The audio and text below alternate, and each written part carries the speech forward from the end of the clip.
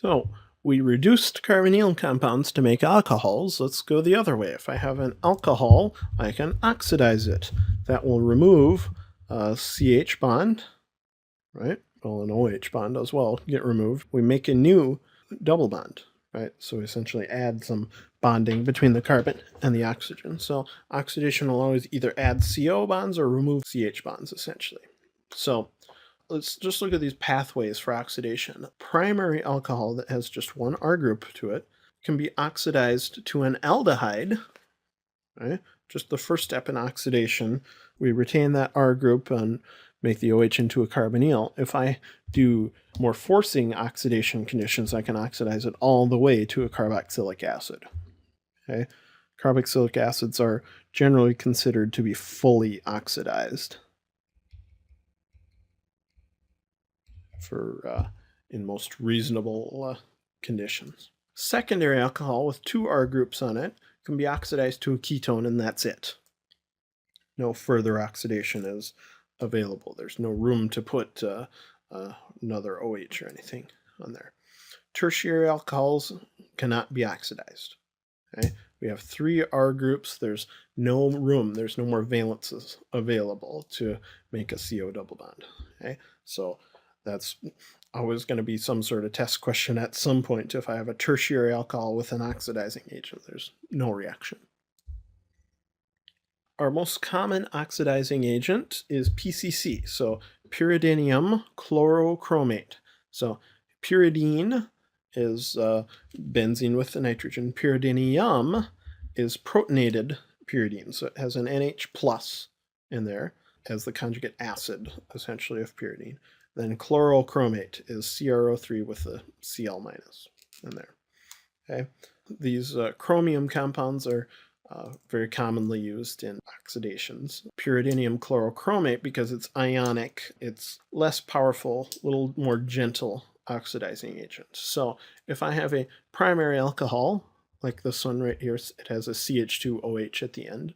Reaction of PCC will just do the first step of oxidation, so it'll just stop at the aldehyde stage. So just replace the OH with a double bond O and remove one of the H's. If I have a secondary alcohol, PCC will oxidize it into a ketone. So just regular cyclohexanol react with PCC, we will get cyclohexanone. Very simple. The CO single bond becomes a double bond, and we have proper valences that way. If I have 1-methyl cyclohexanol, try to react that with PCC. That is a tertiary alcohol, so there is no reaction. No room to put a double bond there. And don't even try to make a Texas carbon out of that. Carbon with 5 bonds. It turns out that most oxidations of alcohols have some sort of chromium-6 compound. And we can talk about that. Chromium-6 is not the most environmentally friendly compound to be using. It's really very toxic. It's tough to get rid of. So in the past, chromium-6 has been really the workhorse of organic reactions. And it's still sort of the first one that we mentioned, just because it's very simple to use and ubiquitous as long as you handle the waste properly. There are alternatives to using chromium-6. For instance, in the first semester, we used bleach as an oxidizing agent, and that can work very well at making a secondary alcohol into a ketone, okay, for instance. And then there are plenty of other oxidizing agents. Really, there are probably a dozen oxidizing agents that can be used in organic chemistry, but just for the sake of simplicity in this course, we'll stick to our chromium-6 reagents, as nasty as they may be. Mechanism of alcohol oxidation should be pretty familiar looking. We have the O adding to this chromium. Okay? This is chromium-6 because it has 1, 2, 3, 4, 5, 6 bonds to oxygen. So CrO3, right? 3 double bonded oxygens. The O from the alcohol adds to the chromium, kicks the double bond electrons up. Okay? We deprotonate to remove the H off of the O, and now this whole thing is a leaving group.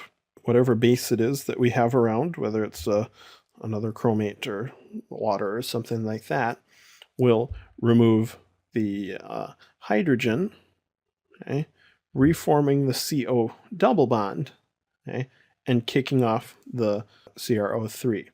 Okay? The difference with the elimination is that our leaving group now does not contain this oxygen. Really, the leaving group is just the CrO3. If the oxygen were contained in the leaving group, we would have got a neighboring hydrogen one away, and we would have had a normal dehydration reaction. But this is an oxidation because we remove the H that was on the alcohol carbon. That kicks off that chromium group there, leaving our carbonyl product.